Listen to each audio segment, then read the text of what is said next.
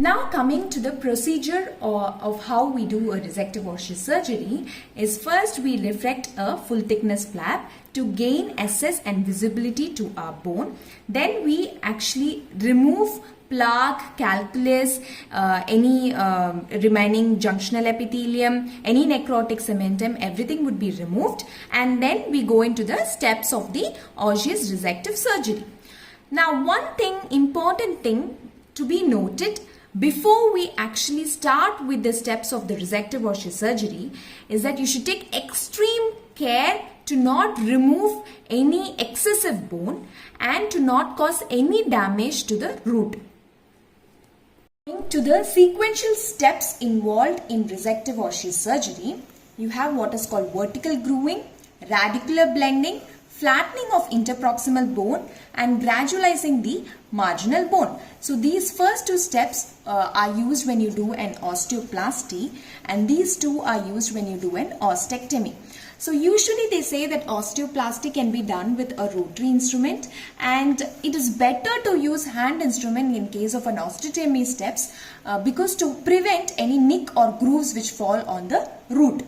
So first let's start with the first step, which is nothing but vertical grooving. So the instruments used will be number 6, 8, 10 round burr with a high speed handpiece and a good irrigation. And when do you avoid doing this step is that when you have very close roots and when you have a thin alveolar housing, you avoid this. Now vertical groove, a depth groove or a hollowing out is actually created. So first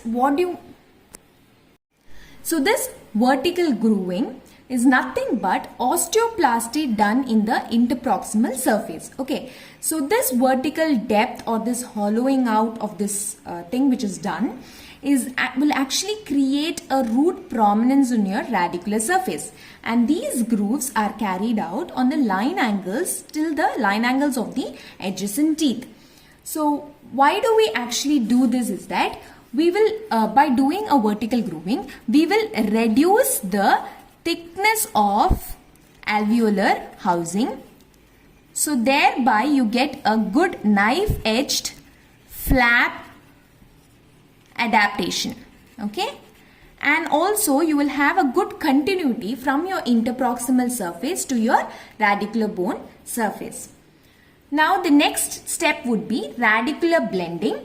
So radicular blending, it's basically an extension of your vertical grooving, and the instrument used will be number 6, 8, 10 round burr as well as a diamond stone.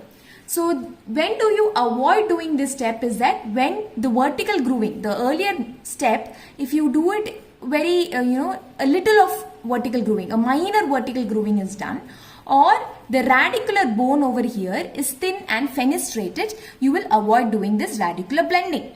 So radicular blending, basically you take a number 6, 8, 10 round burr and you give some sweeping strokes just like as though you are painting from your root prominence to the valley which is created by the vertical groove. So by doing this you get a good flap adaptation, and once you have done this with a round burr, you will have a bit of a rough surface, so you can take a diamond stone and you can smoothen this surface also. Okay, so this is how it will look after you do a radicular blending. Okay, now coming to the next step, which is called flattening of interproximal bone. So this is basically an ostectomy procedures. So this can be done by a small round burr with a high speed handpiece and a good irrigation. So here what you do is that you take the round burr, okay, and place it at the base of the interproximal defect, and you move it buccally and lingually. Okay, by that what happens, you achieve this what is called the flattening of the interproximal surface is achieved. Okay, so by doing this what do you achieve is that in the interproximal surface you will have a good flap closure and a good healing. Next, coming to the gradualizing the marginal bone. This is the last step. This is also an ostectomy procedure. So here what you do is that this is the marginal bone. After you do all the flattening of interproximal bone, this is how will it look. So you will actually try to gradualize the marginal bone and you will blend it with your radicular bone like this. Okay, so when you bend it, what do you actually achieve is that you get a regular gingival base to follow. Okay, now when you're doing the gradualizing of the marginal bone in relation to a molar teeth, you basically split this up into two premolars and you create something called a double smile. So you basically do from the mesial line angle to the midpoint, then from the midpoint to the distal line angle. So you're creating a double smile like this. So once you have done this procedure, sometimes you can find some kind of bony discrepancies in the line angles of the tooth, which is called as window specs.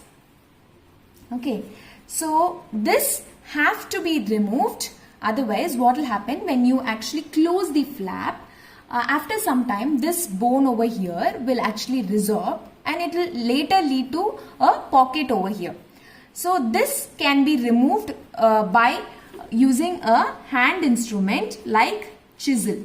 Okay, you just remove this and then you will close the flap. Thank you.